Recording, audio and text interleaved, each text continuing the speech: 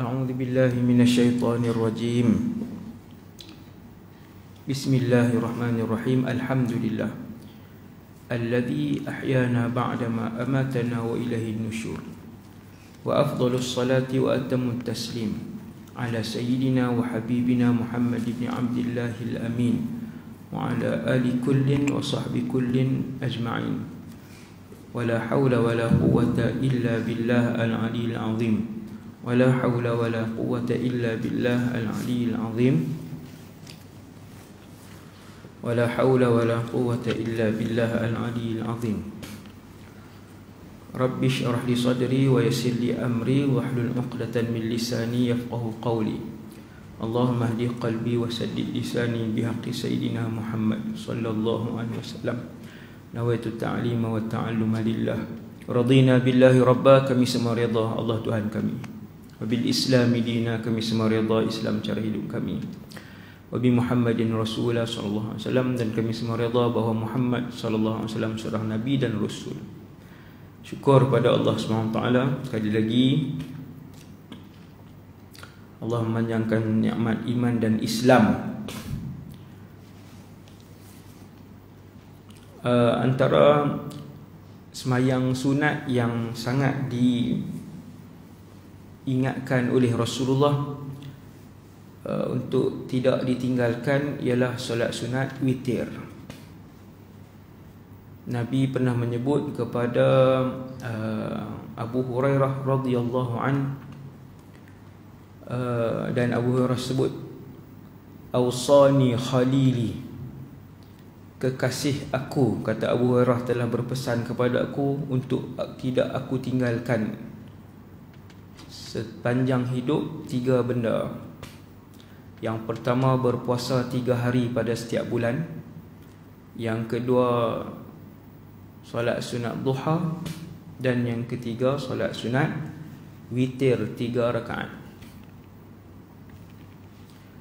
Antara tarawih dengan semayang rawatib, sunat qabliyah, ba'diyah, rawatib, solat tarawih dengan solat qabliyah, ba'diyah, lebih afdal solat qabliyah dan ba'diyah. Dan di antara solat sunat qabliyah dan ba'diyah dengan solat sunat witir, lebih afdal dan lebih tinggi solat sunat witir. Maksudnya solat witir dia nombor 1. Dia paling tinggi sekali. Maka jangan tinggal. Sembahyang sunat witir jangan tinggal. Bismillahirrahmanirrahim. Kita menggunakan kitab Andai Umat Ini Hidup Seperti Umar bin Al-Khattab radhiyallahu anhu. Kita sampai pada muka surat 26. Kebijaksanaan Sayyidina Umar radhiyallahu anhu selaras dengan wahyu Allah. Jadi Sayyidina Umar, dalam satu hadis Nabi sebut, an Abi Hurairah radhiyallahu anhu qala Rasulullah sallallahu alaihi wasallam, laqad kana fima qablakum minal umam muhaddathun, fa in yakun fi ummati ahadun fa innahu Umar. Sayyidina Abu Hurairah berkata, Rasulullah SAW bersabda, sesungguhnya ada orang-orang sebelum kamu daripada kalangan Bani Israel. Tengok hadis ni. Mereka dianugerahkan kata-kata dan ilham yang benar, sedangkan mereka bukan Nabi. Ini hadis riwayat Imam Bukhari ni. Hadis ni riwayat Imam Bukhari. Nabi sebut di kalangan Bani Israel, dulu di kalangan Bani Israel ada orang-orang yang diberi ilham oleh Allah. Ada orang-orang yang diberi ilham oleh Allah, dan mereka bukan Nabi. Imam Ibnul Athir, kalau orang ngaji agama dia tahu lah, dalam kitab dia yang sangat terkenal, An-Nihayah fi Gharibil Hadith wal Athar, Dia kata ketika menghuraikan perkataan muhaddathun di kalangan Bani Israel, ada di kalangan mereka yang muhaddathun ni, istilah muhaddathun, mereka yang Allah sentiasa beri ilham, bukan Nabi. Mereka yang Allah sentiasa bagi ilham, mereka bukan Nabi. Dibisikkan sesuatu ke dalam jiwa, lalu mereka boleh bercakap benda yang dibisikkan tu berdasarkan firasat dan gerak hati mereka. Yang ni keistimewaan. Dan Nabi kata, umat aku yang paling banyak sekali Umar. Sayyidina Umar seorang ke? Tak. Ada lagi sahabat lain, tetapi paling banyak Umar radhiyallahu anhu. Sayyidina Umar ni paling banyak. Maksudnya paling kerap sekali. Dia seseorang itu diberikan ilham, keistimewaan lah, keistimewaan dia. Subhanallah. Dan jadi Nabi sebut, jikalau ada satu orang daripada umat aku seperti mereka, maka dia adalah Umar. Habis. Itu nombor, itu kelebihan ketiga yang Allah berikan kepada umat kedua yang terbaik, yang Allah berikan kepada manusia kedua yang terbaik di kalangan umat ini, iaitu Sayyidina Umar, manusia kedua yang terbaik di kalangan umat ini. Mai daripada hati yang bersih, iman yang tinggi, dan ketiganya pilihan Allah Subhanahu Wa Taala. Kita semua Allah Ta'ala nak bagi kelebihan apa, wallahu alam, tapi jangan mengejar kelebihan itu dan jangan mencari. Jangan duk cari apa Allah Ta'ala bagi kelebihan kat aku ni, kan? Jangan duk cari, jangan tunggu. Kita hanya mencari redha Allah Subhanahu Wa Taala tiap-tiap hari. Kemudian buat ibadat hanya kerana Allah. Yang tu je. Allah bagi ataupun tidak, apa-apa kelebihan yang tu milik mutlak Allah Subhanahu Wa Taala. Keempat, Sayyidina Umar adalah salah seorang penulis wahyu. Sahabat ada berapa orang? Sahabat ada lebih kurang 100,000 orang lebih. Sahabat Nabi ada 100,000 orang lebih. Berapa orang yang tulis wahyu? Tak sampai kesemua sekali tak sampai 30 orang. Wallahu alam. Yang tu yang setakat yang ustaz tahu. Semua sekali tak sampai 30 orang. 100,000 lebih yang menulis wahyu tak sampai 30 orang. Maksudnya yang tulis wahyu kena pandai, yang menulis wahyu kena pandai, kena pandai membaca, kena pandai mengejar, menulis, baca, menulis, sebagainya, menulis wahyu. Sikit saja di kalangan sahabat yang pandai menulis dan membaca dan dipilih oleh Rasulullah. Dua syarat itulah. Ada di kalangan sahabat yang boleh tapi tidak dipilih oleh Rasulullah sallallahu alaihi wasallam. Penulis wahyu yang paling terkenal, orang yang selalu dengar kuliah, dia akan tahulah penulis wahyu yang paling terkenal, Sayyiduna Zaid ibn Thabit radhiyallahu anhu, seorang anak muda. Seorang anak muda yang genius. Saya tak mau sebutlah, sebab panjang cerita dia. Al-Imam Ibn Kathir dalam kitab sirah dia menyebutkan Sayyidina Umar antara penulis wahyu. Maksudnya bijak. Ya, Sayyidina Umar ni selain daripada dia seorang yang bersih hati dia, iman dia tinggi, dia juga seorang yang bijak, orang cerdik, seorang manusia cerdik zaman tu.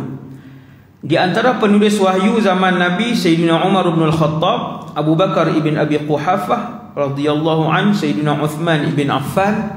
Ingatlah nama-nama ni. Sayyidina Ali bin Abi Talib. Maksudnya empat-empat khulafah ar-Rasyidin kesemuanya cerdik, pemimpin Islam kesemuanya. Dia tak boleh pemimpin bodoh lah. Pemimpin tak tahu, tak boleh, tak layak lah. Pemimpin antara syaratnya dia kena bijak. Dia jangan orang tengok pun nampak bodoh. Siapa nampak tak cerdik pun dia ni. Yang tu tak layak. Tu kena tak jawatan.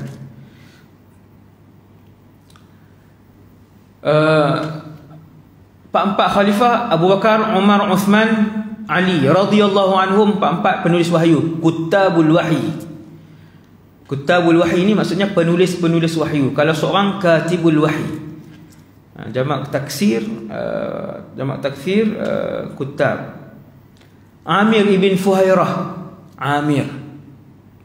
Kalau baca tulisan Rumi, Amir. Kan Amir ibn Fuhairah. Abdullah ibn Arqam az-Zuhri, Ubay bin Ka'ab, ni antara yang terkenal juga. Sayyidina Ubay bin Ka'ab radhiyallahu anhu, Thabit ibn Qais, Syammas, Khalid bin Sa'id al-As, Hanzalah bin Rabi' al-Asadi, Zaid bin Sabit, Muawiyah ibn Abi Sufyan, Sayyidina Muawiyah, Syurahbil ibn Hasanah.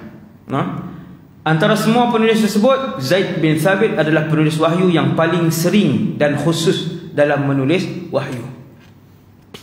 Yang paling kerap Nabi panggil. Bila wahyu turun, Nabi akan tengok sahabat, Nabi panggil. Nabi akan panggil nama. Fulan, tulis. Fulan bin Fulan, mai tulis. Yang paling kerap Nabi panggil Zaid bin Thabit.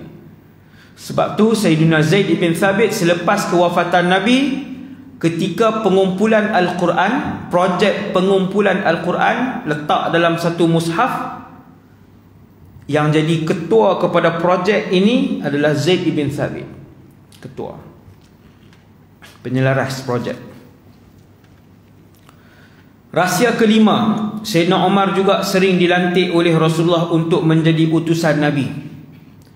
Waktu Nabi memerintah di Madinah 10 tahun sebagai Perdana Menteri, Presiden umat Islam di Madinah, Rasulullah tidak takut untuk berdakwah kepada negara-negara besar luar.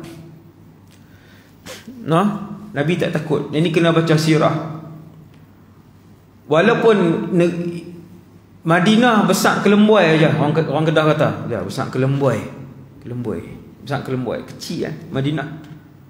Tentera pun tak sampai 300,000 orang pun, tentera Islam ketika itu.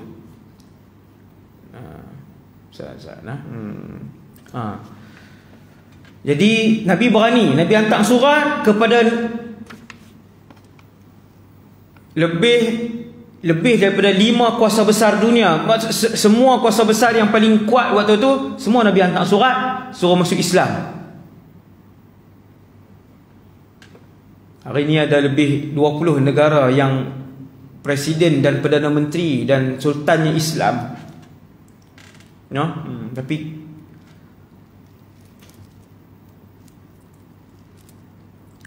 tak ada yang mampu mempunyai iman yang cukup untuk menyeru orang lain masuk Islam. Nabi hantar surat, aslim taslam. Kamu masuk Islam, kamu akan selamat. Kamu masuk Islam, semua orang di bawah kamu akan masuk Islam. Nabi kata, kamu masuk Islam, semua orang yang masuk Islam mendapat pahala, dialirkan pahala di dalam amalan kamu. Subhanallah, Nabi. Dan siapa yang Nabi nak hantar? Nabi hantar banyak di kalangan sahabat.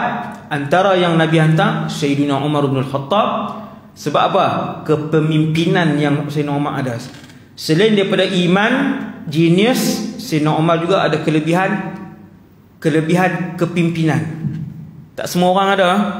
Kepimpinan ni tak semua orang ada. Jadi kita ni, apa dia Allah Ta'ala bagi, alhamdulillah, itu anugerah daripada Allah SWT. Bahkan Nabi pernah menghantar Sayyidina Umar untuk menyampaikan hajat kepada isteri-isteri Nabi. Siapa dia Nabi pilih? Sayyidina Umar. Hadis riwayat Imam Abu Daud, anna Rasulullah sallallahu alaihi wasallam qadima al-Madinah. Lamma qadima al-Madinah jama'a nisa' al-ansar fi baitin fa arsala ilayna Umar ibn al-Khattab fa qama 'ala al-bab fa sallama 'alaina faradadna 'alaihi salam thumma qala ana rasulillah sallallahu alaihi wasallam ilaikunna. Sesungguhnya Rasulullah datang ke Madinah sallallahu alaihi wasallam. Nabi sampai Madinah. Bila sampai di Madinah, Nabi buat urusan ni, urusan itu, urusan ini, urusan itu, semua selesai. Antara yang Nabi buat, Nabi himpunkan wanita-wanita Ansar. Nabi tak pi. Nabi panggil Sayyidina Umar, wahai Umar, pergi jumpa wanita-wanita Ansar, bagi tahu sekian. Kata Sayyidina Umar, aku pun pergi, aku bagi salam. Wanita Ansar telah pun dikumpulkan. Sayyidina Umar kata, aku pun bagi tahu, ana Rasulillah, aku adalah utusan kepada utusan Allah. Rasulillah. Aku adalah utusan kepada utusan Allah. Rahsia yang keenam,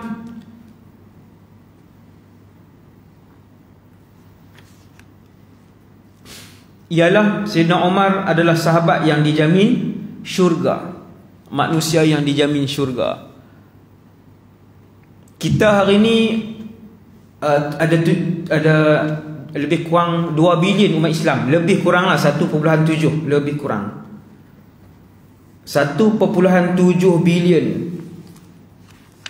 1,700 juta 1,700 juta orang Islam. Ui, ramainya. Berapa orang yang Nabi jamin syurga? Kosong. Hasbunallah wa ni'mal wakil. Buat macam mana? Tak ada rezeki kita. Ketika Nabi hidup, Nabi menjamin, Nabi sebut nama dengan jelas beberapa orang ahli syurga, mereka masih lagi hidup ketika itu. Iaitulah hadis riwayat Imam Tirmizi, an Abdurrahman ibn Auf radhiyallahu anhu qala Rasulullah sallallahu alaihi wasallam. Satu hari Nabi sebut macam mana? Nabi sebut Abu Bakrin fil jannah, wa Umaru fil jannah, wa Uthmanu fil jannah, Aliun fil jannah. Ya, Nabi sebut nama. Talhatu fil jannah. Tadi Aliun munawwan, Talha ghair munawwan. Wa Zubairu fil jannah, wa Abdurrahman ibn Auf fil jannah, wa Sa'dun fil jannah, wa Sa'idun fil jannah, wa Abu Ubaidah bin al-Jarrah fil jannah. Abdurrahman berkata, Rasulullah SAW bersabda, Abu Bakar ahli syurga, Umar ahli syurga, Uthman ahli syurga. Uthman bin Affan maksudnya. Waktu itu Nabi sebut Uthman. Ali dalam syurga, Talha di dalam syurga, Zubair al-Awwam, Zubair bin al-Awwam, Abdurrahman ibn Auf Nabi kata di syurga. Sa'ad, Nabi sebut Sa'ad je. Sa'ad mana ni? Sa'ad bin Abi Waqqas. Sa'ad bin Abi Waqqas. Sa'id dalam syurga, Sa'id bin Zaid. Sa'id bin Zaid adalah ipar kepada Sayyidina Umar bin Al-Khattab. Abu Ubaidah bin al-Jarrah dalam syurga. 10 orang Nabi sebut. Adakah 10 orang ni saja yang Nabi pernah sebut sebagai ahli syurga di kalangan sahabat? Ada lagi sahabat lain yang Nabi sebut ahli syurga? Ada lagi. Nanti bila-bila ada masa kita baca. Itu saya tak janji kan. Ada sebuah buku yang menghimpunkan lebih kurang berapa orang? 40 orang. 40 orang sahabat yang Nabi sebut ini ahli syurga. Selain daripada 10 orang ni, ada lagi yang lain. Bilal ibn Rabah, Sayyidatuna Khadijah bintu Khuwailid, dan lain-lain lagi. Berapa minit dah?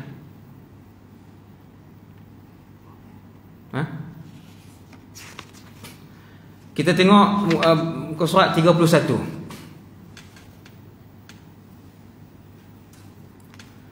Kedudukan Sayyidina Umar di sisi Nabi. Lagi 5 minit, InsyaAllah lagi 5 minit tuan-tuan sekalian.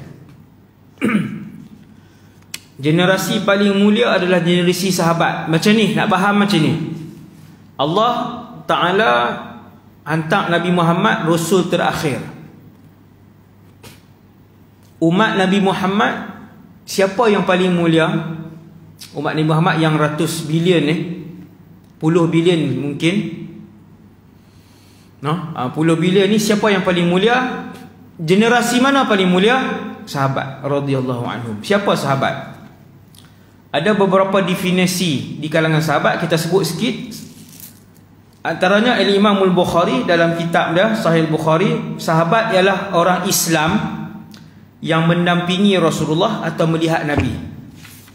Dia Islam, dia pernah tengok Nabi. Kata Imam Muhammad ibn Ismail Al-Bukhari. Imam Ibn Hafiz Imam Ibn Hajar Al-Asqalani, Ibn Hajar kata dalam Fathul Bari, sahabat ialah sesiapa yang menemui Rasulullah, syarat dia kena jumpa Nabi dalam keadaan beriman dan kemudian meninggal dalam Islam. Dia mesti Islam ketika meninggal. Sebab apa kena ada 3 syarat tu? Pernah tengok Nabi, Islam, dan mati dalam keadaan Islam, baru dapat title sahabat, baru dapat kedudukan as-sahabi. Kan senang-senang dapat kedudukan as-sahabi. 3 syarat ni. Sebab apa kena ada 3 syarat ni? Sebab ada orang hidup sezaman dengan Nabi, Islam, tapi tak pernah jumpa Nabi. Mati dalam keadaan Islam, tak pernah jumpa Nabi. Ada? Siapa? Uwais ibn Amir Al-Qarni.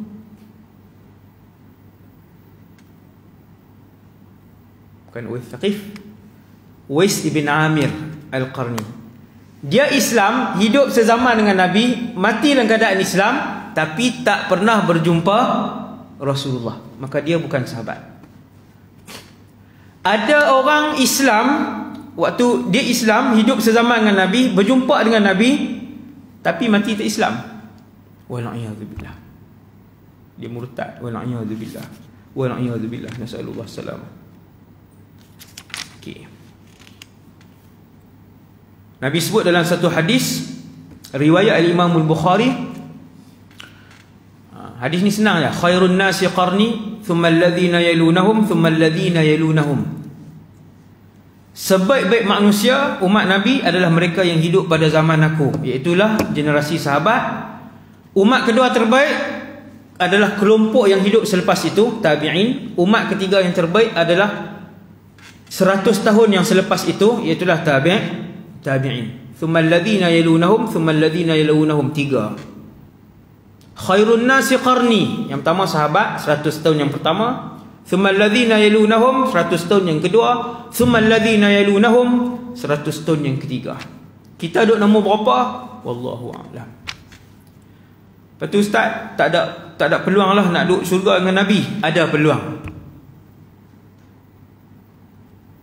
Iaitu Allah Ta'ala sebut, sesiapa yang beriman kepada Allah dan Rasulnya, ikut cara hidup Nabi SAW, faulaika ma'al ladzina an'ama 'alaihim minan nabiyyin was-siddiqin wasyuhada was-salihin. Allah Ta'ala sebut 4 ni duduk satu sekali, duduk satu syurga. Faulaika alladzina an'ama Allahu 'alaihim minan nabiyyin, siddiqin, syuhada, salihin. Syuhada, salihin. 4 kumpulan ni. Semoga Allah SWT bangkitkan kita semua di dalam kumpulan, salah satu daripada kumpulan 4 yang mulia ni. Dan semoga kita semua diampunkan oleh Allah, diterima taubat kita oleh Allah SWT, dimatikan dalam keadaan husnul khatimah. Wassallallahu ala sayyidina Muhammad. Kita sambung nanti insya-Allah muka surat 33. Subhanakallahumma wa bihamdik, asyhadu an la ilaha illa anta, astaghfiruka wa atubu ilaik. Assalamualaikum warahmatullahi wabarakatuh.